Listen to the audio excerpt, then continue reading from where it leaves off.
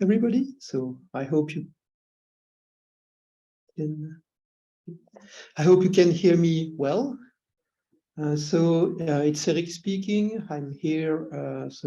Around the table we have Lisa Matarese and Melanie Erfurts. And so online we have also Tamara Lee and Marc Pellier.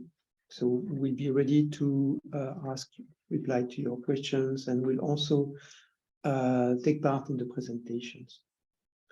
So there will be two parts. So there will be a presentation, and at the end of the presentation, we will leave some time for the Q&A session. So I think you are used to in our webinars.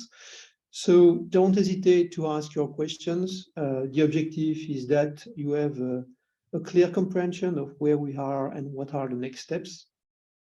And so the objective of this webinar is to give you an update on where we are regarding the Livelink migration, and also to explain what will be the next steps. We already had a similar webinar in March this year, and so that's the second one. We were planning to have an intermediate one in the meantime, but we have been a little bit stretched, so we have not only been able to organize this one, but I think it should be okay. So just to start, so as you know, the Livelink services will terminate at the end of the year, which means from the 1st of January 2023, the Livelink applications and services, whatever they are, will not be accessible anymore. And there will be no options for having any extension whatsoever.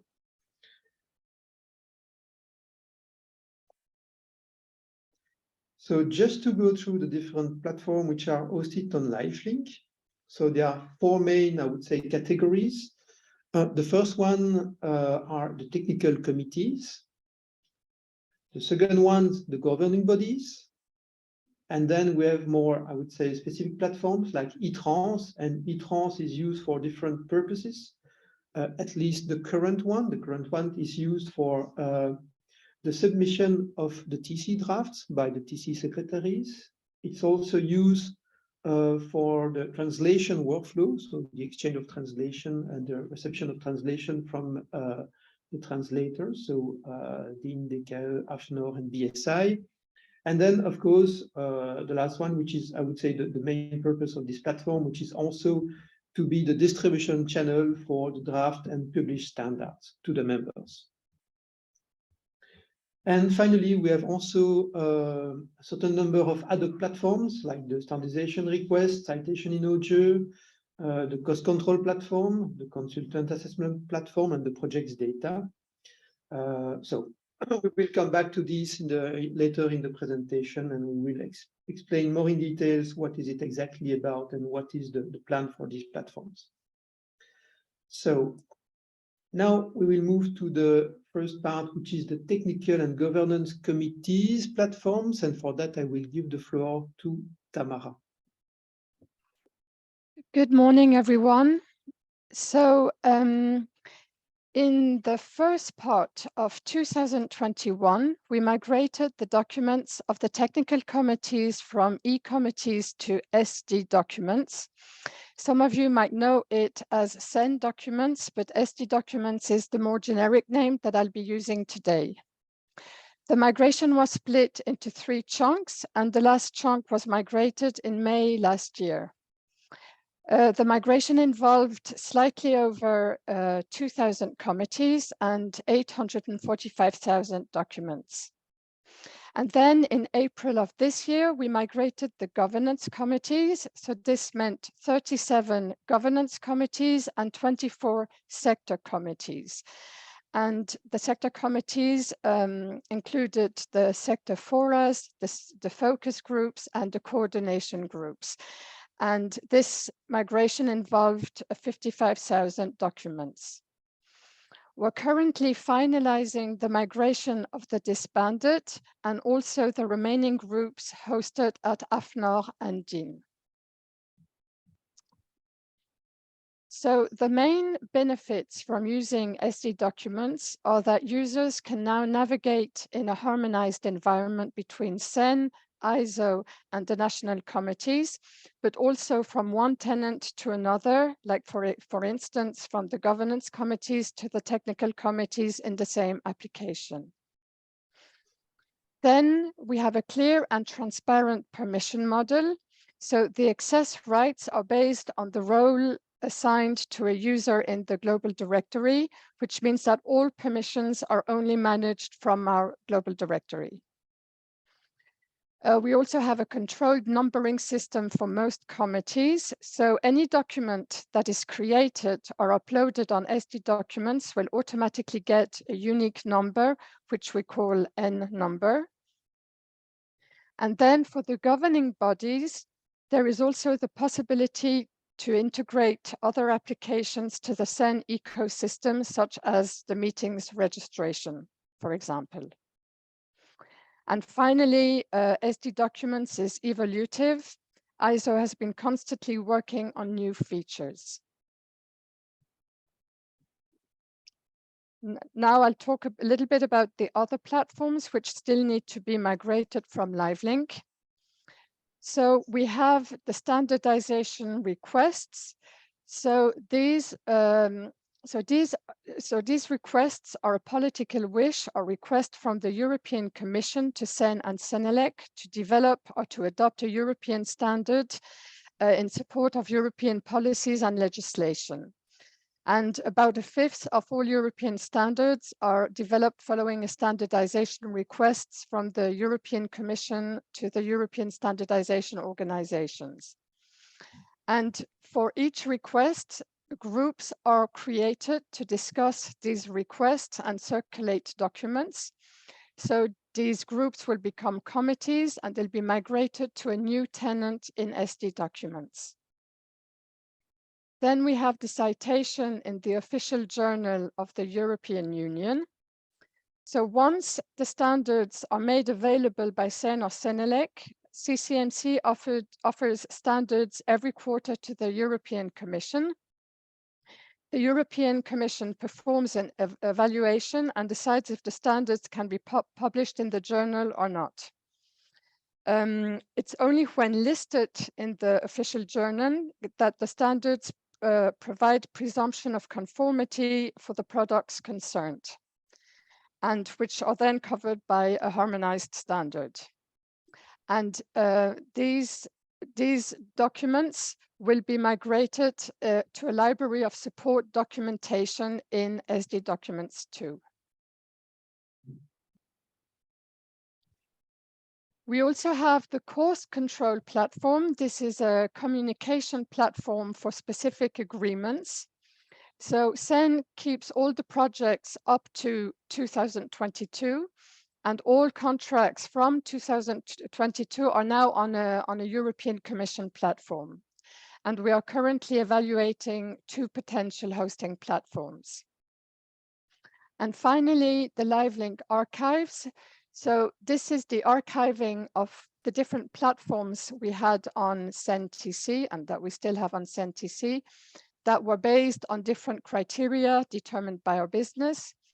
And each platform will be migrated in a zip file containing 2 files, one zip file with all the files and one file with all the metadata. And the documents will be available on request only.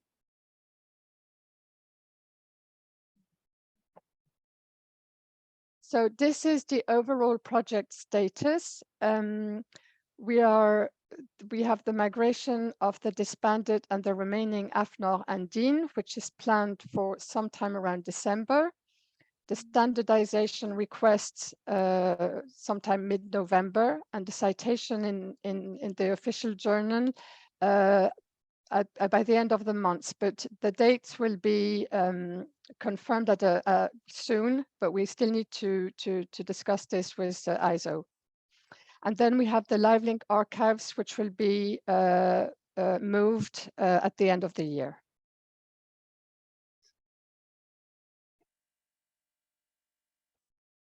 Okay, thank you, Tamara. So I think it's my turn again. So now I will talk a little bit about the migration of eTrans, so from Livelink. So we decided to go to a platform which is called Nuxeo, which is, by the way, the same platform as ISO, and which will be hosted by a third-party company, so for the hosting. As you can see here, so in the current eTrans on Livelink, this platform is used by the members, the translators, but also by the technical committees. Now, in the future, the objective is mostly focused of using this platform for the exchange with the members. So whether it's the translators of the members. So for the technical committees, what is planned is that when they want to submit a document, they will use the submission interface, and Melanie will talk about it later. And then when they need to fetch a document, so the same service that they basically have in eTrans for the time being, so they will use Projects Online instead of eTrans, which is even better because that's a way also of harmonizing the way the technical committees are interacting with us and have, I would say, a unique interface, and not to go on Projects Online for certain things, on eTrans for others. So it will be everything through Projects Online.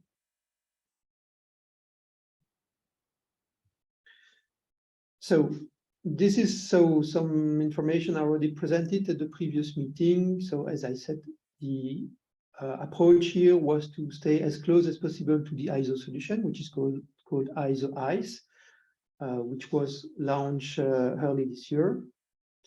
It's a distribution with the members. I said that previously. So TC will use other channels. There is also a discussion with the translators, and although we agree that in the future there would be maybe a better way to, I would say, automate the exchange between CCMC, the translators, like APIs.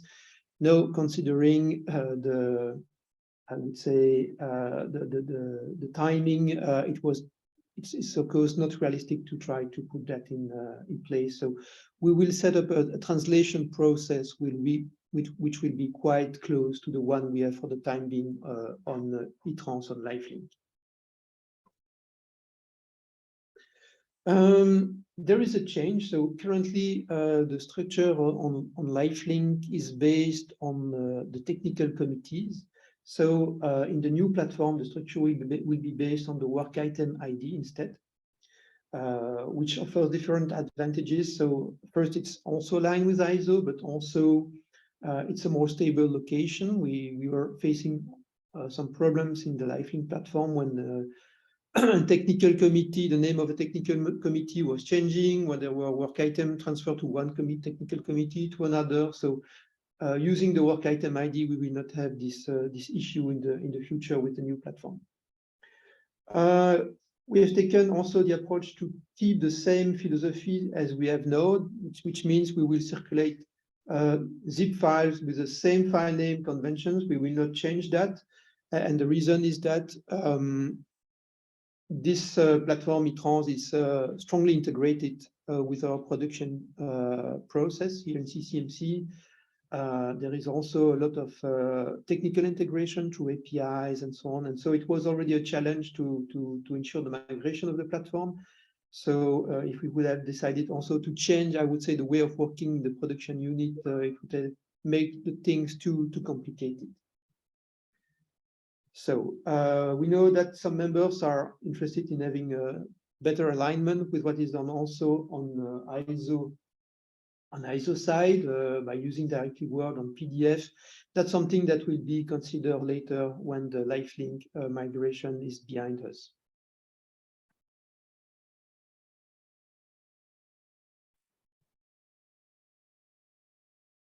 Okay, so now some explanation. That was for the approach. Now, regarding the migration itself, so what we will migrate is the collection, the complete collection of what we call the formal documents. What are the formal documents? That's all the documents that we are, you have access when using either the harmonized API or the PROJECTSDATA feeds. Means the stable delivery for the inquiry draft, the drafts for vote, and the published standards. In, of course, all the available format, Word, PDF, or XML. So that's what we call the formal document. So here, the complete collection will be migrated. Now, for what we call the working documents, so the first delivery, stable delivery for vote, the translation, we will only migrate those which are, I would say, currently processed and currently, I would say, useful. Also in the different available format.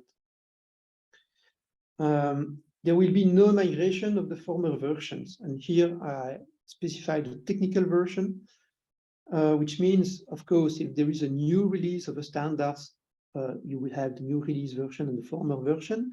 What I mean is that when we overwrite an existing version in Livelink, you create a new version, but that's really technical versioning. It's happened where, for instance, we know that there is a mistake and it's not yet circulated to the members. And then in this case, we overwrite and there is a second version created. So in this case, only the last version will be migrated, because migrated all the versioning that we have in Livelink is something which would be very, I would say, complex. And by the way, it was not done either also for the migration of the technical committees nor the governing bodies documents.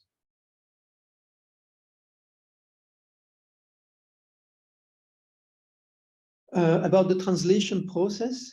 So we had, I think it was back in June or July, meeting with the translators to present the platform already. And so we agreed that we would open a test platform so that there is a sandbox for the translators so that they can start using it. And here, of course, the purpose is that for them that they can assess the tools, the special features that are needed for the translation, which are quite different from those that are used by the regular members. This platform will be open. There is a message that will be sent to the translator this week to inform them. With your, I would say, account and so on, and also a small user guide. And we foresee a testing period of 2 weeks. And afterwards, depending on the feedback, we will organize a webinar whenever it's needed, depending on the feedback.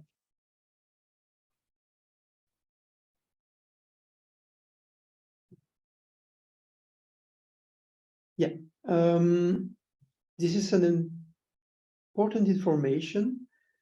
So when we will migrate the documents from Livelink to Nuxeo, of course, Nuxeo have its own ID identifier, which is an alphanumeric key, which is, I don't know, maybe 30 or 40 digits. Of course, that we will use, but we will also keep the existing IDs, which are currently the Livelink IDs, in the new platform. So they will be transferred to the new platform, which means there will be no change in the definition of the ID. There will be no change in the definition of the URL of the release item, which is provided in the API for those, at least, which have been provided before the migration. And there will be no change also in the URL of the document provided in the PROJECTDATA feeds. So in principle, it means that the migration will have no impact on the existing URL you have registered in your database, importing information from the harmonized API or the new PROJECTSDATA feeds, which are available also through an API. So I think it's clear. If not, just let me know in the Q&A.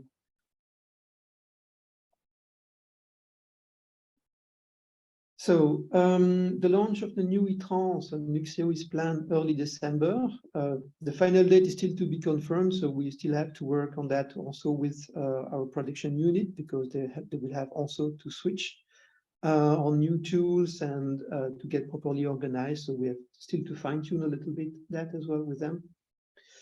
Yeah, when launched, the former eTrans on Livelink is not meant to be used anymore because we will not upload new documents and we are not meant to receive any more documents through this channel.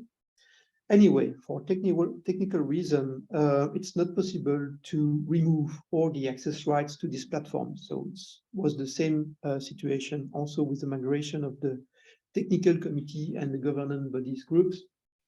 But so the platform, I would say, will be removed from the portal, and so will not be, I would say, directly visible. But if you have I would say shortcut, you will still be able to access it.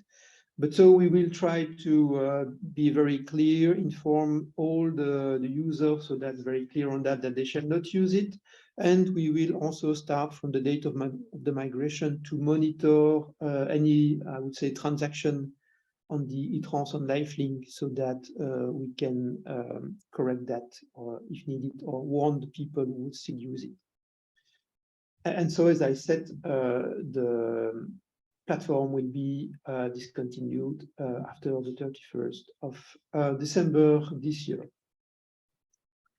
The migration of the documents will start in October, and it is likely that it will take several weeks. We have not yet a clear estimate on that. We are working on that, but clearly it will be several weeks, which means it could be that at the time we shift to the new platform, all the documents have not yet been migrated, which will in principle not be really an issue because we are planning to start to migrate starting from the most recent documents. So going back in time, we will go back to the documents which have been published a long time ago or even withdrawn documents. So it should not be an issue, but clearly the idea is to migrate everything at a point in time, but maybe not everything will be migrated early December when we switch to the new Nuxia platform.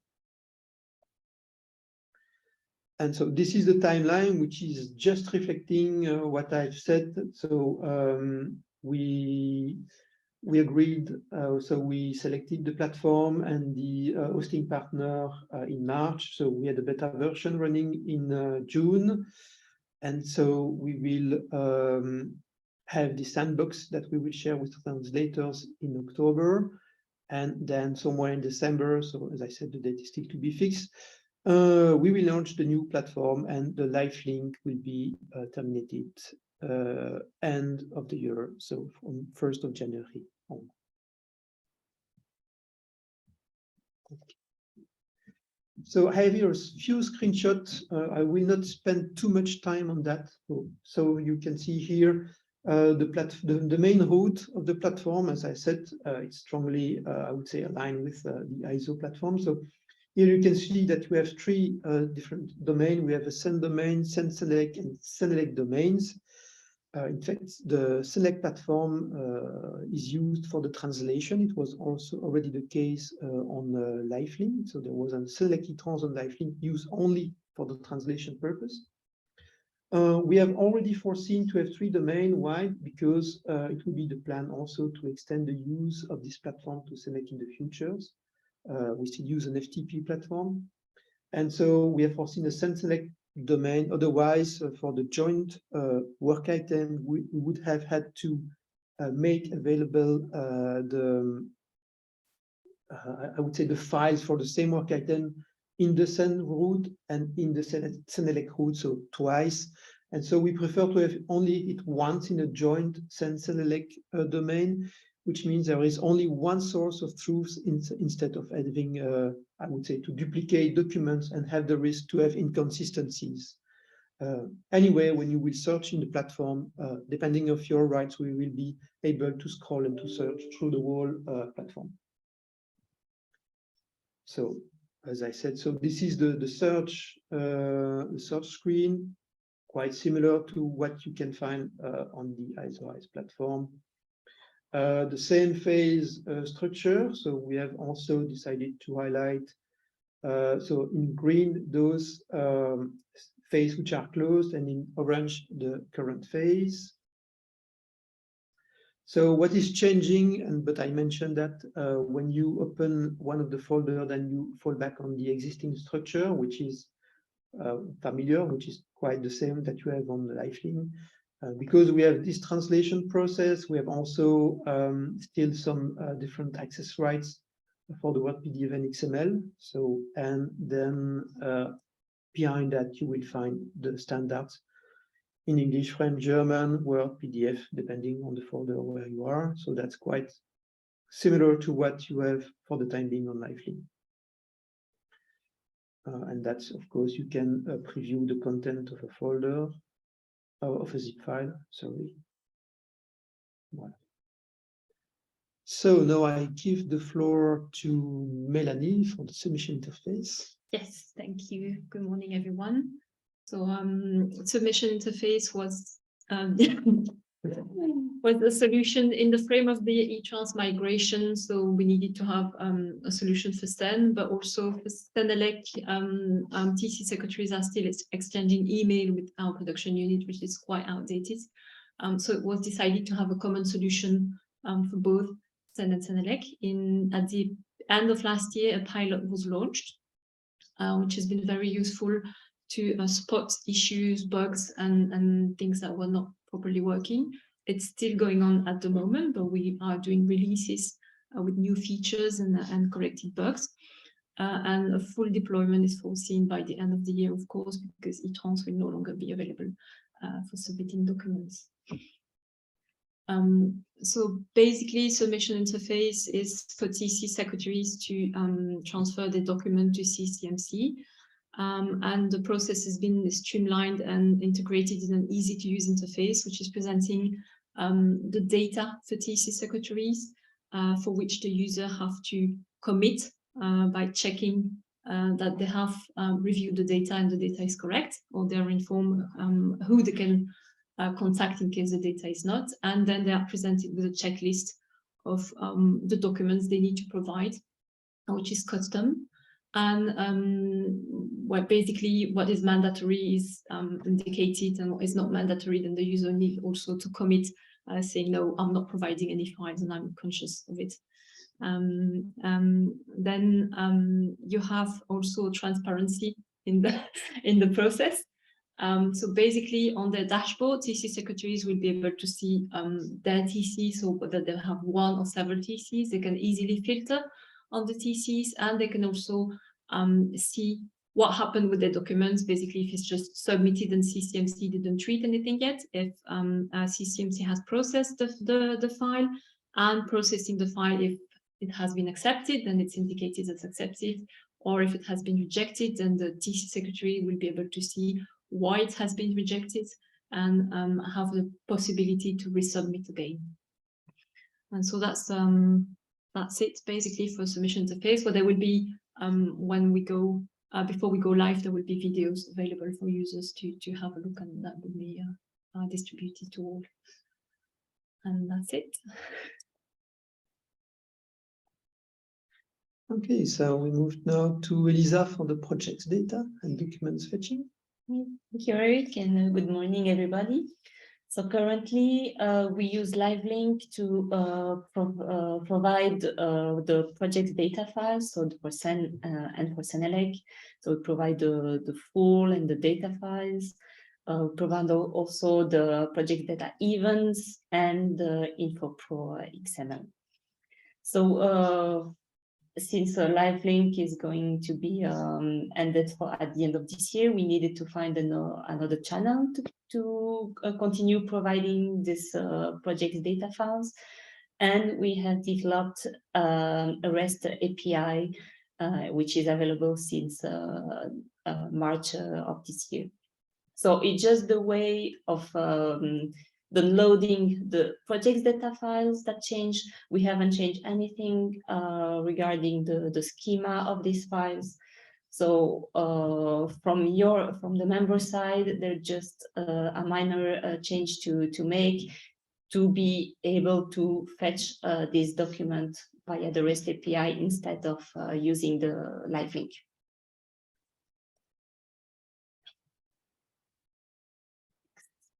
Please, yes. Regarding the document fetching, so currently the project data file on Livelink provides the Livelink URLs of the documents, So we have changed that in the project data files that are available via the API. So now we provide the URL that you can also find on the harmonized APIs. So for the project data, full and delta, the new URLs are available since March. For the voting reports, they have been made available since the beginning of this month. And we are working in changing the URLs for the event files, so it will be done this week. So again, from the member side, you need to adapt your national process to be able to download these files using the harmonized API URL instead of Livelink URLs. So regarding the timeline, we have sent last week a communication informing that we will stop the access to the project's data file today, this afternoon. So again, it's just the access to the project's data file. So no other access on Livelink, including the documents. So this will be done this afternoon, and of course the Livelink and the access to the documents on Livelink will end the end of this year. That was it for projects data. So now a few words about the new consultant assessment platform. So currently we use Livelink to request consultant assessments. So we have a platform that is called the HAS platform and also the eco-design platform. So we had to, of course, to find a new channel to request these assessments and to share the documents with the HAS contractor and the commission. So we are currently developing a new interface. And we have taken this opportunity also to improve the monitoring of the consultant assessment request and to give a better overview of these requests, and also to facilitate the document exchange between CCMC and the HAS contractor or the commission, but also the data exchange between these organizations. So I have put a screenshot of the homepage so that you can have already a look of what it will look like in the future. For the next slide, please. So yes, the purpose is so the HAS contractor or the commission clicks on a consultant assessment request. They have an overview of the data regarding the project. They can download the standard to be assessed. They can request more documents if they need, for example, the normative references, and then they can upload the assessment report, which in this report, also the data will be automatically imported in our database. Okay, I think this is it for the new consultant assessment. Okay, just to complement what was said, so it's linked to the migration, but this project also supports the strategy 2030, project 1 citation of the harmonized standards.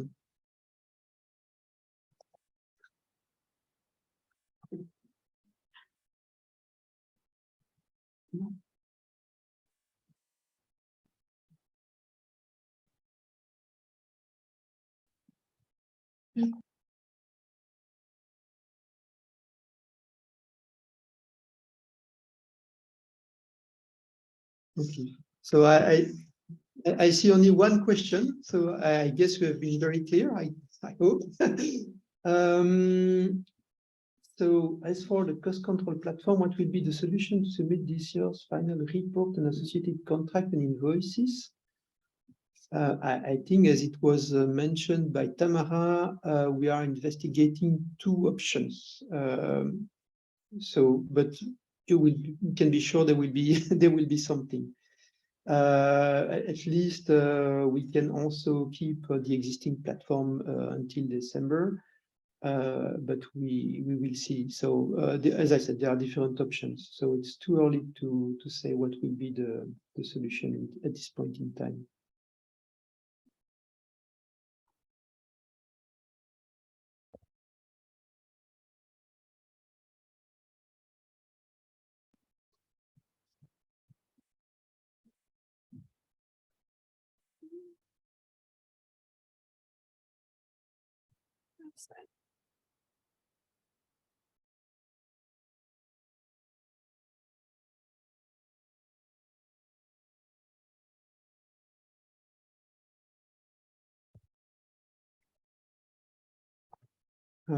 Is there a way, so here I see a second request, is there a way to download via API only the file in the zip that you need? So the reply is no, for the reason I just explained before. Our complete production chain is based on this full zip file. So we don't have this level of granularity right now, which does not mean that we are not planning to look at it, as I said, to be further aligned with ISO, but not only that, in Senelec we are providing the files also as I would say isolated files, Word and PDF. So, but as you can imagine, it has some impact on the production, the work of the production CCMC, some impact of the tools they are using. So that's not a project we can lead, I would say, at the same time as this migration. That would have been impossible. The new links of the project events will point to APIs for the documents, you mean? Yes, exactly. So as eTrans is planned, eTrans Livelink will be discontinued. We already plan for all, early points, for all the documents on the harmonized API, which means you will use this URL that you will use to access the harmonized API will in first instance fetch the document from Livelink, and then from the date of switch to the Nuxeo platform, it will fetch the document from the Nuxeo platform. But that will be transparent for you, that just for us to modify the backend behind the harmonized API. How long will the project data files be delivered in the future? For the time being, we have not yet fixed the closing date.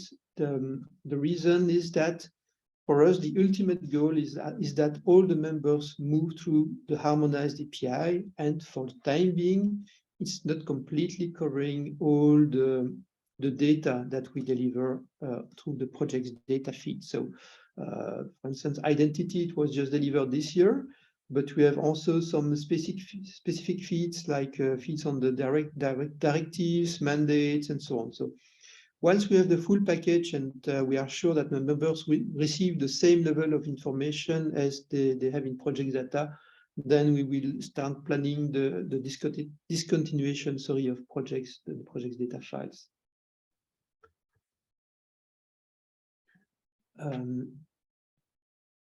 Are there any plans to abandon the FTP delivery of Senelec PROJECTDATA and use only REST API?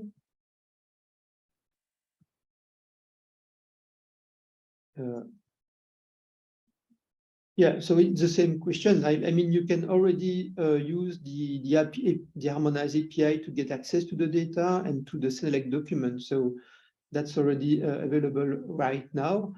Now, of course, there is no plan to abandon the FTP because there is one thing which is to provide an automated access through APIs to the documents, but we have also to bear in mind that people can still have to need to fetch documents on case-by-case basis. That's why, for instance, the Nuxeo platform could be also extended to Senelec. But clearly, the FTP technology is not someone we want to keep forever. We are planning to discontinue. We would like to discontinue it, but of course, it will be duly discussed with all the Senelec members.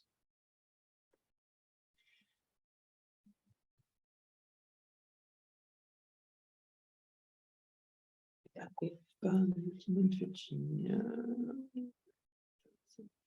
I need to use the API to get. Can I just do?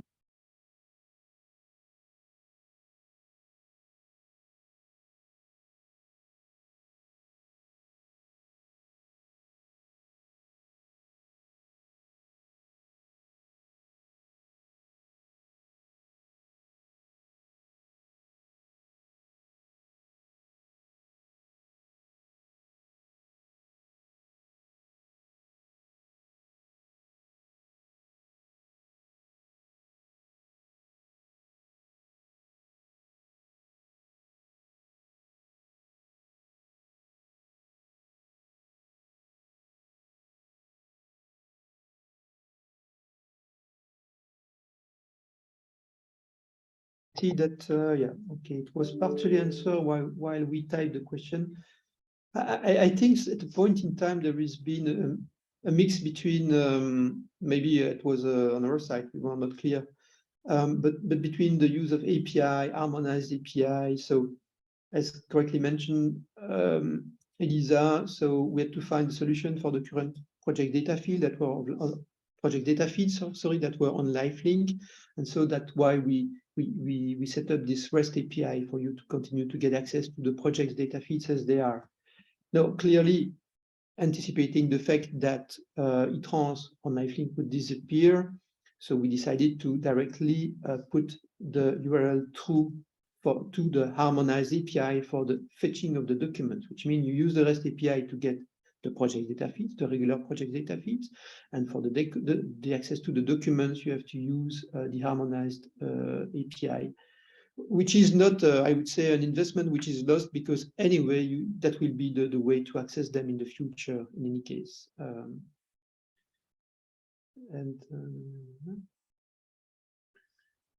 So I don't know if it is replying to the question or not.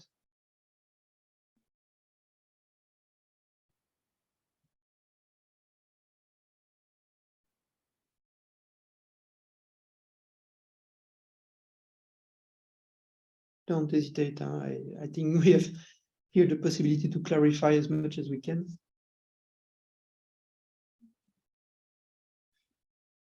Okay.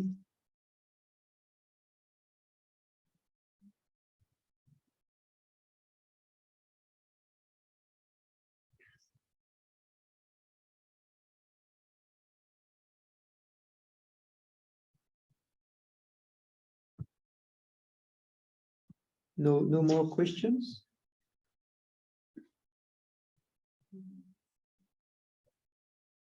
So thank you very much for your attention. So do not hesitate to contact the IT team via the IT support mailing whenever you would have additional questions.